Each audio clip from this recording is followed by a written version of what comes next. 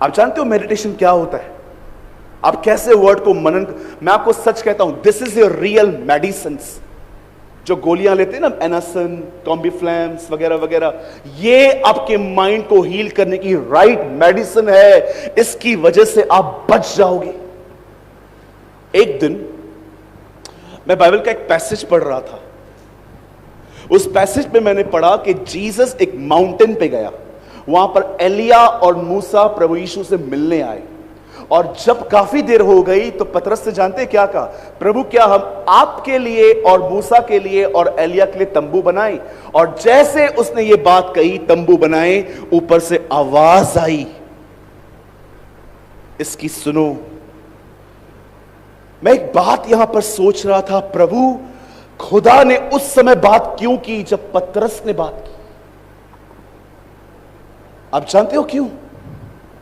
ये बातें लिखी हुई नहीं मिलती हैं, ये बातें मेडिटेट करनी पड़ती हैं। इन बातों के लिए दुआएं करनी पड़ती हैं कि खुदा मुझे बता कि ऐसा क्यों।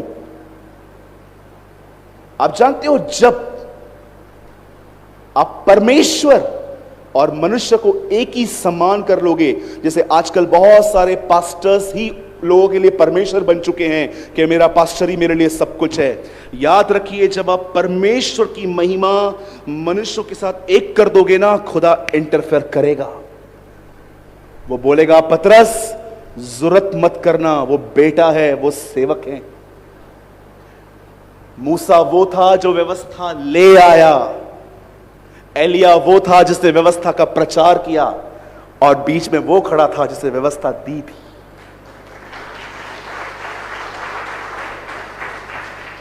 और खुदा लोगों को कह रहा था, ना अब इसकी ना अब इसकी, अब इसकी सुनो। हियर जीसस, ये तो सेवक है मेरे, ये तो लॉ गिवर है। उस दिन मैंने अपने लाइफ में पास्टर्स और खुदा को एक सही प्लेस देना सीखी। I respect my pastor, I honour my pastor, but I give glory to God. मैं अपनी महिमा परमेश्वर को दूंगा। उसी पैसेज को मैं पढ़ रहा था और आगे मैं सोच रहा था, प्रभु एलिया और मूसा तो यीशु के आने से 1000 साल पहले आए थे और पतरस मात्र 30 साल का है। इससे कैसे पता चला कि ये एलिया है, ये मूसा है? आप जानते हो वहां पर क्या लिखा है? वहां एक बादल था। गहरी से गहरी बातें उसकी उपस्थिति में ही समझी जाती है, दिमाग से नहीं। कितने लोग हैं मुझे बताइए, बाइबल पढ़ने के बाद जब आप उसे बंद कर देते हो, उसके बाद भी वो आपके दिमाग में खुली हुई रहती है। आदि में वचन था, वचन परमेश्वर के साथ था, वचन ही परमेश्वर था, सब कुछ उसी के द्वारा उत्पन्न किया गया। दुनिया में कोई ऐसी चीज नहीं जो उसके बगैर उत्पन्न की हो। उसमें जीवन था और वह जीवन मनुष्यों की ज्योति था। एक मनुष्य परमेश्वर की ओर से आया, उसका नाम यूहन्ना था। वो इसलिए आया कि ज्योति की गवाही दे ताकि सब उसके द्वारा विश्वास में आए। वह समय ज्योति न था, परंतु उस ज्योति का प्रचार कर रहा था जो आने वाली थी। वह अपने ही घर में आया, परंतु उसे अपनों ने ही ग्रहण न किया, लेकिन जितनों ने उसे ग्रहण किया उतनों को उससे परमेश्वर होने की संतान होने का अधिकार दिया। अब कई बार ऐसा होता है जब बाइबल बंद होती है तो भी मैं पढ़ सकता हूं, बिकॉज आई मेडिटेट। ये यूहन्ना के 12 वचन थे जो मैंने आपके सामने कहे। कई बार फ्लाइट में मुझे चक्कर आता है, ट्रेन में कभी कभी मुझे चक्कर आते हैं। मुझे ट्रैवलिंग बिल्कुल पसंद नहीं है। मैं बाइबल नहीं खोल पाता हूं, कई बार मुझे वोमिट होता है जब मैं देखता हूं कि मेरी बॉडी सफर कर रही है। जानते हो मैं क्या करता हूं? अपने माइंड में न्यू टेस्टामेंट खोलता हूं और पढ़ना स्टार्ट करता हूं। मैं क्या समझाने की आपको कोशिश कर रहा हूं? जस्ट वन थिंग, अब पढ़ने से एक लेवल ऊपर आइए। मैं चाहता हूं आप सब बाइबल बंद करें, सब यहां देखिए। मैं जानता हूं ये चीज आपको बड़ी हैरान कर देगी। आप जानते हैं मुर्दों से जी उठने के बाद प्रभु कम से कम 7 बार लोगों को प्रकट हुआ था, अलग अलग तरीके से। और जानते हो उसकी एक विजिटेशन कैसी थी? दो लोग इमाउस के रास्ते से जा रहे थे और जानते बात क्या कर रहे थे यीशु के लिए? अचानक जीसस उन पे सामने आ गया, उनकी आंखें बंद थी, मतलब वो यीशु को पहचान नहीं पा रहे थे।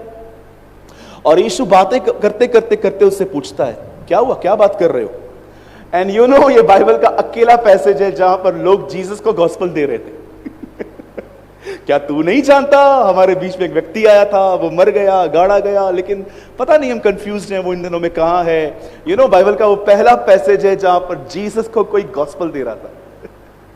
अमेजिंग। और सारी बातें सुनने के बाद जानते हो यीशु ने क्या कहा?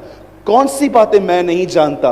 और आप जानते हैं तब लिखा है, यीशु ने भजन संहिता, व्यवस्था, नबियों की किताबों में से जो कुछ उसके बारे में लिखा था सब समझा दिया। आप जानते हो आंखें बंद की गई थी और वचन समझाया जा रहा था। क्यों? आंखें खोल के क्यों नहीं?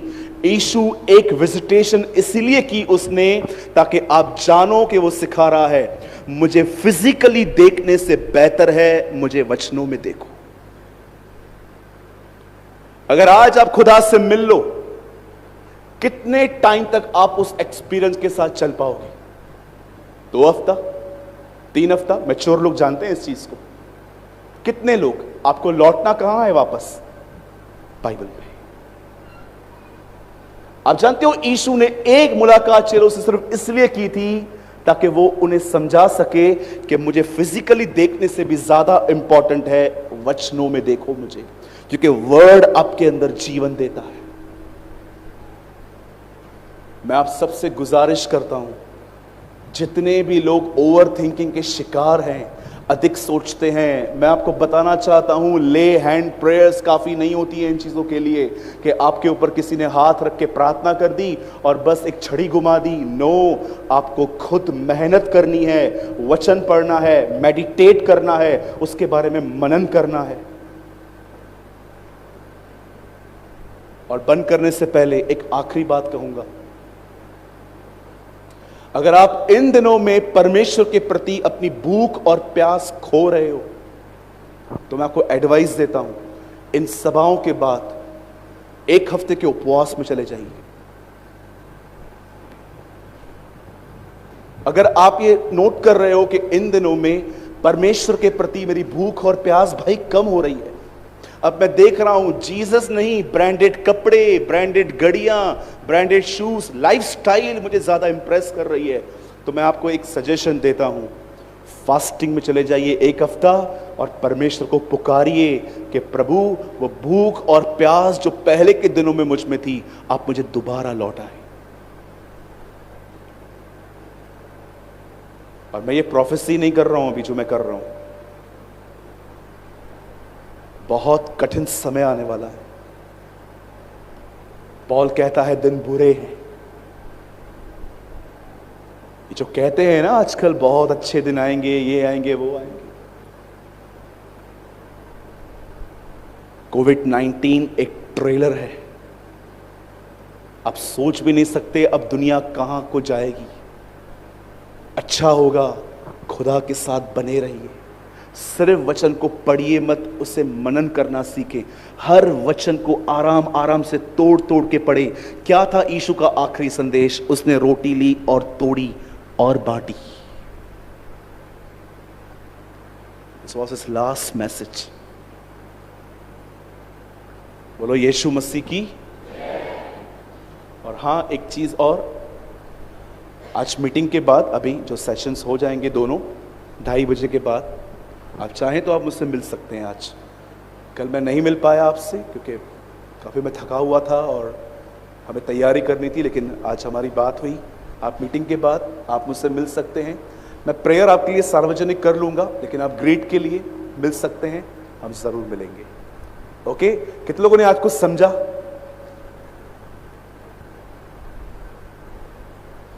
पढ़ने के बाद क्या करना है? ऐसे कीजिए।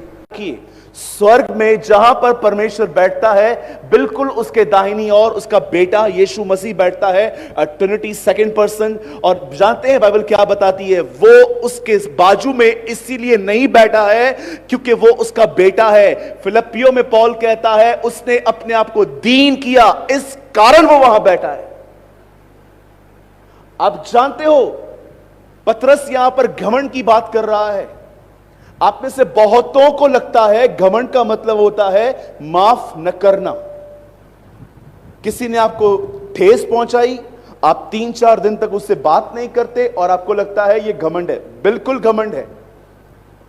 घमंडी की दूसरी निशानी क्या होती है? वो कभी किसी से सलाह नहीं लेते, उन्हें जो ठीक लगता है वो खुद करते हैं।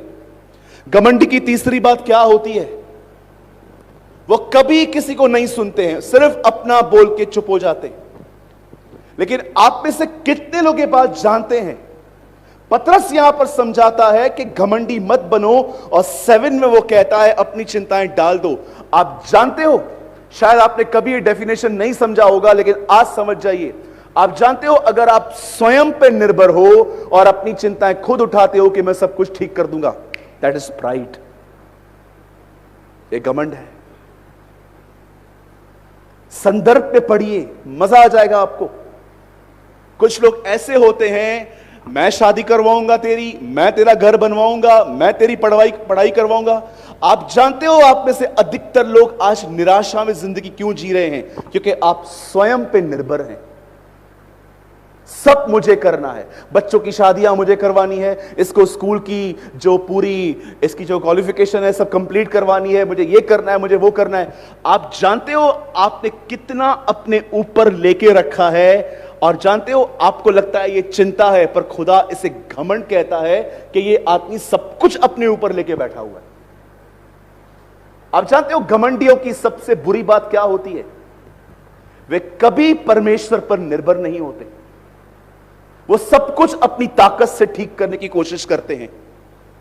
कभी आपने सोचा, शाऊल जो एक पुराने नियम में पहला राजा इज़राइल का था, आप जानते हो जब प्रभु उसको राजा बनाने की कोशिश कर रहा था, जब प्रभु ने उसको राजा बनाया, आप में से कितने लोग ये बात जानते हैं वो राजा बनना ही नहीं चाहता था, वो छुप गया था।